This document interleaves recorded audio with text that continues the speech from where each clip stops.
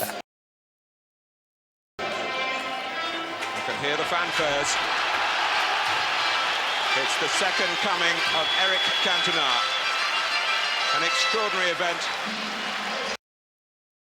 overshadowing a fixture that always stands in its own right. But up to this point, secondary to this sighting. His 8-month sentence served for a moment of total madness. This was massive for us. Eric was like the last piece of the jigsaw in terms of winning the league for the first time. Then we won it the year after. And then when he got banned, we lost the league to Blackburn. So we'd never really won the league without we're okay again. And it's the media, I mean, it was massive going into this game. And we needed him back because I think at the time, he had the aura and the presence that settled everyone down. Just that somebody who just makes it happen, settles everybody. And every so often you get players in the Premier League who have like a bit of an aura about them. You know, John Barnes was certainly out for us. And I know Cantona was the same for you. Was he the same type of player and trainer as he was in games? He's a serious trainer.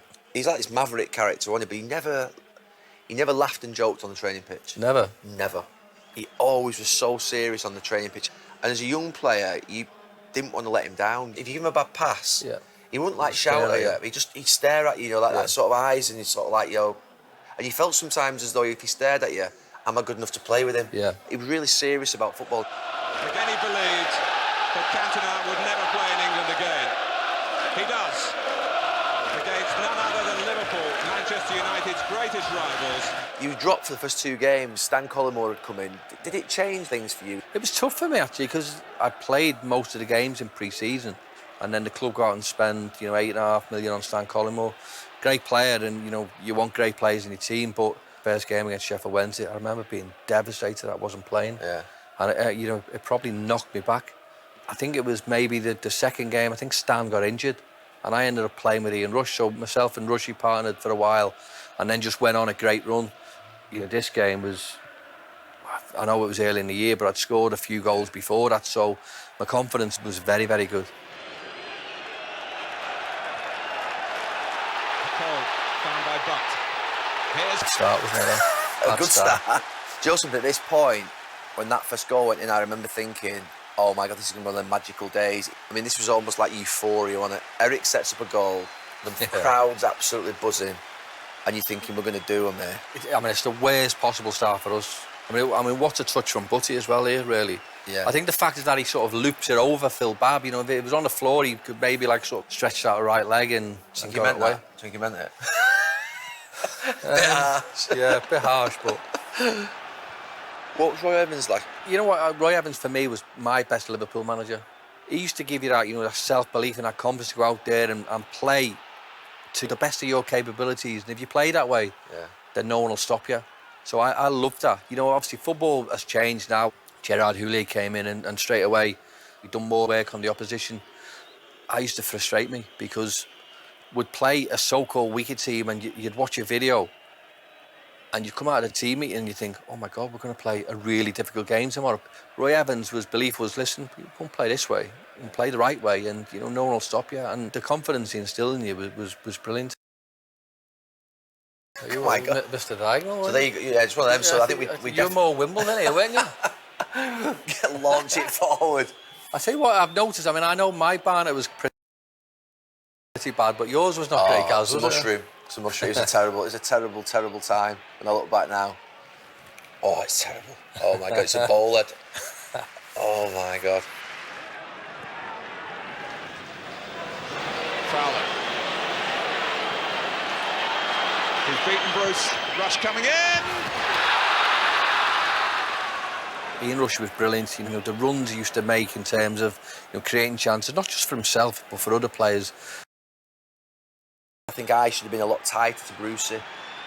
He seemed to spend a lot of time out on the left-hand side. Was that because Brucey was getting older, or was it because I was right back?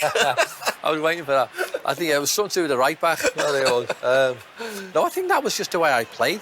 I'd like to say it was because of you, but it was just because I'd get more joy from that side than as opposed to the other side. Neville, when United had the ball. They haven't had much of it recently, but it's with Cantona now, and you can sense the extra anticipation. The pass is a good one again to Butt. It's Lee Sharp! Well, that's a gilt-edged chance. What a miss that is. Oh, there it is again, you're in that channel and I'm advanced. He rammed it in. Oh, God. Oh, that's my fault, that. I should never, ever be advanced of my centre-back with you in the channel there. You'd pulled out into that channel knowing that, you know, Brucey probably didn't want to come out there, but I should have been back. Don't go out too early, Gary. Don't go out too early. Don't leave that space. You wouldn't normally shoot from there, would you? You'd normally go across the keeper, wouldn't you? Yeah, but you know what? I mean, I fancy it because, I mean, instinctively you see Peter Schmeichel, so he sort of like stands on his left foot and goes across. Now, I think that was because a few minutes before I'd played it, I was in that position, and I'd played it to rush. You really should have scored. So I just thought, well, I might as well and give it a go. And if you hit it hard with obviously a little bit of accuracy, the keeper still should save it, shouldn't he? But yeah, I'll blame Peter. Peter Schmeichel was unbelievable, wasn't he? Yeah. And for him to get beaten, you know, like that at the near post. Yeah. Give it Peter. You're making yourself feel better. Good strike, and Peter's at fault. I remember this game being a difficult game for us, you know. Oh, yeah, we changed. We have changed. Phil's at right back now. I think we've gone to 3 at the back, definitely. But you've got control of the game here now. That, to me, is the ultimate compliment. If you're making us go to 3 at the back, we were 4-4-2 all over us. And Fowler with what could be a killer goal for Liverpool. I was looking forward to this, to be honest. Yeah. Peter, stay on your line. Just let me get back. Let me get back. See, I thought Brucey was behind me initially, and you've made the run off me between me and Brucey. And I think we would have got back at you. Actually, it's a foul. Not a chance, no. Not a chance. I knew you were going to claim that. You're out of the arm up on the shoulder like that. Yeah. Look at Fowler. Get off. This is mine, he says. How to silence Old Trafford the Robbie Fowler way. It's a bad game for me, this.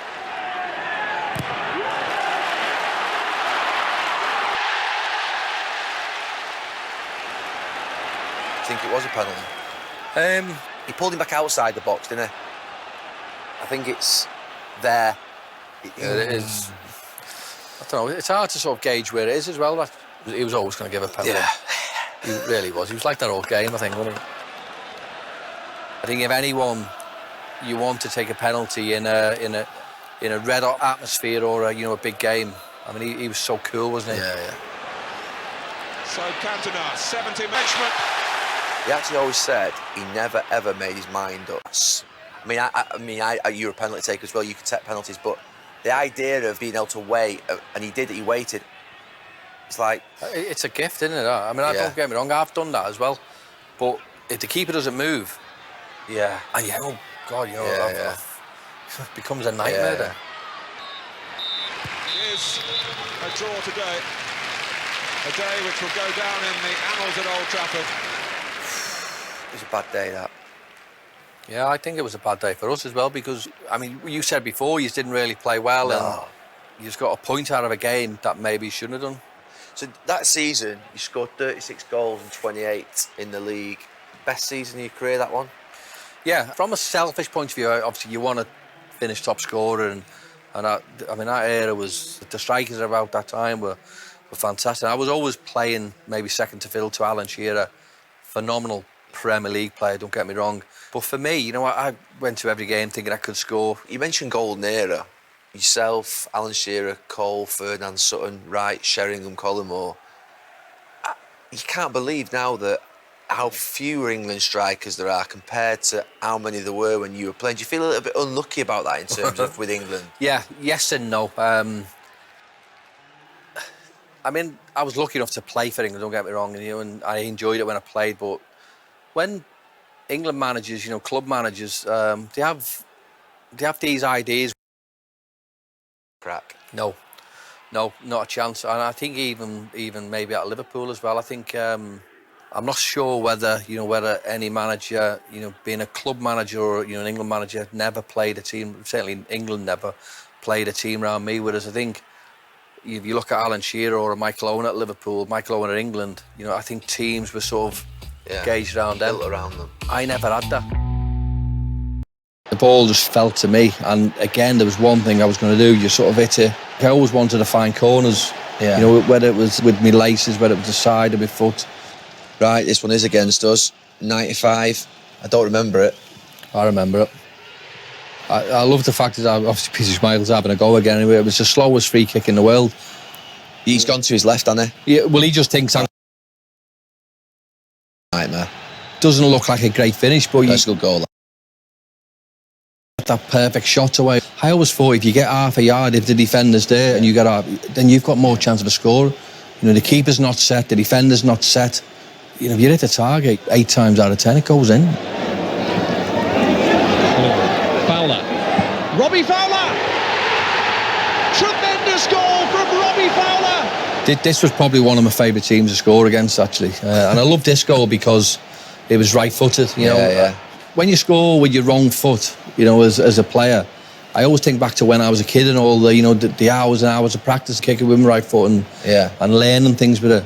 So, yeah. To fair, you make a good run round the face as well, because you've gone that way, haven't you, to start with, then come back. I used to think that run was the hardest one to mark as a defender. Oh, yeah, well, because you've gone, haven't you? Yeah, you've gone. There's no way you can go back across the face with you. Racketeer. Wow. Technique, that was probably goals. Yeah. Which would you say is the best goal that you scored? Well, I enjoyed tap-ins. I mean, it sounds stupid, but I probably got more satisfaction out of a tap-in because, I don't know, I think anyone now and again can score goals like that. You know, you get a little bit of luck and... Not anyone. No, but we've got a job to do. Redknapp. Racketeer makes the run down the right. It's a lovely ball to pick him out. Fowler, let it run on to McManaman. Brilliant! Absolutely brilliant goal.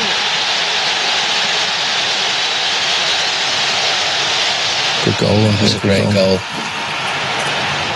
I also feel when I played with him that he didn't actually like to shoot. He always liked to lay it off to someone. He always liked to sort of like... Funny you say that. When you look at Macca when he scored, he sort of like sticks his arm in the air. But whenever I scored, he seemed to get more enjoyment out of that. Berbatov was like that, you know. Was he? Berbatov, yeah, he loved it. He didn't like to shoot. He liked to play a pass to someone and let them score. Fowler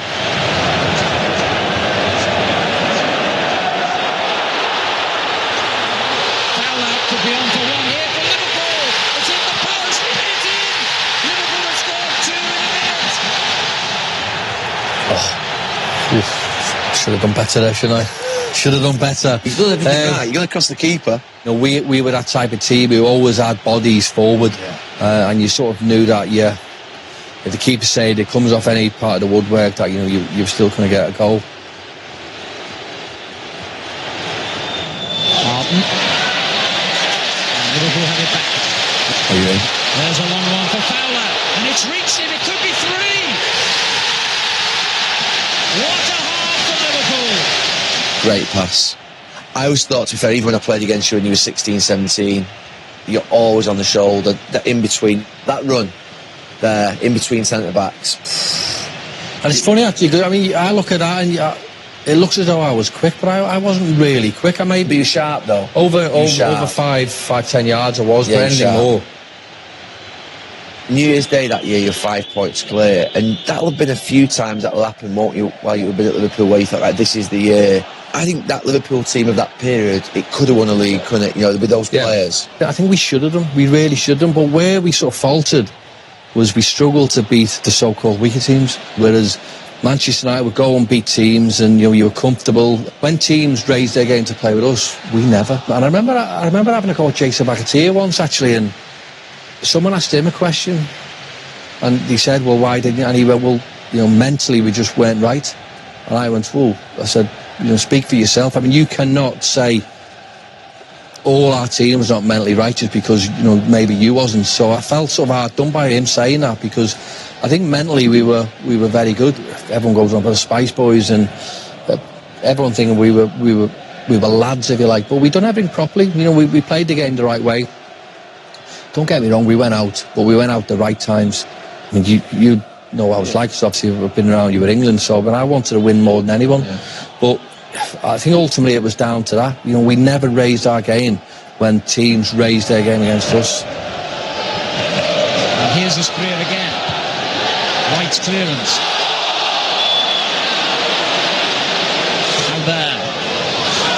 picked up by Gillespie. It's a good effort, and a mistake by David James has given Newcastle a goal. Gillespie the scorer. Got to save, Anna. Yeah. I always think when you're 3-0 up and a goal like that goes in, it can just unsettle the whole ground, can't it? I mean, I don't know whether it's a Liverpool trait even now. I think, you know, you're 3-0 up and you're absolutely cruising, and then you get one goal against you, and then it's a little, and away it goes. Oh dear, Redknapp's lead has crumbled. It's an unbelievable pass. The camera pans to Jamie Redknapp there for giving it away. But the reality of it is, there's a lot to do there to score. You know, whenever we conceded, it was away it goes again type of mentality. Liverpool being Liverpool.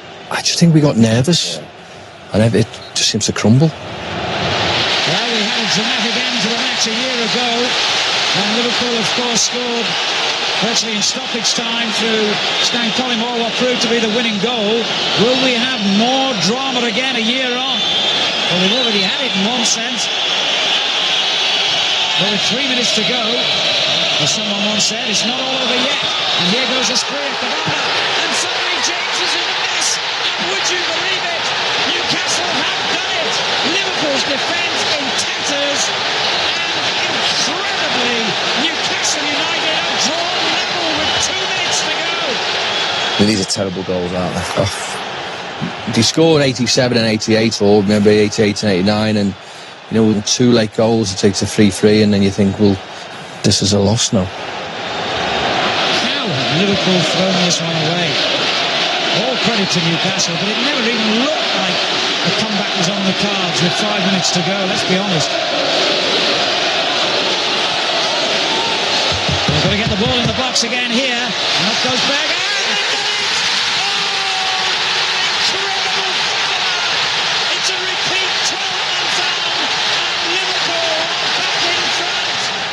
That's a great header. They're the goals you want, last minute winners in front of the Kop. That type of goal I love. It's got a little bit of everything, hasn't it? Yeah. You've got that will and that desire to get into the box, and maybe thinking that you're going to get hurt. Yeah. Because as a defender, I'm going to come in there and just try and basically put my arm into your head to try and make sure you don't head it. It's nice of you guys. Cheers for that.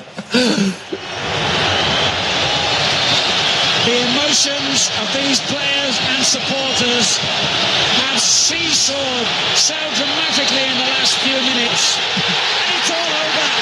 Fowler, just like Collymore did a year ago, has scored the winner in the dying seconds. And the Premiership has got another classic to look back on. I always think that Anfield is a mad place. You're never safe there. If that crowd get up, you're done. I used to hate this song coming on at the end of the game. You're in big trouble. Oh, God, it was the worst place to lose in the world.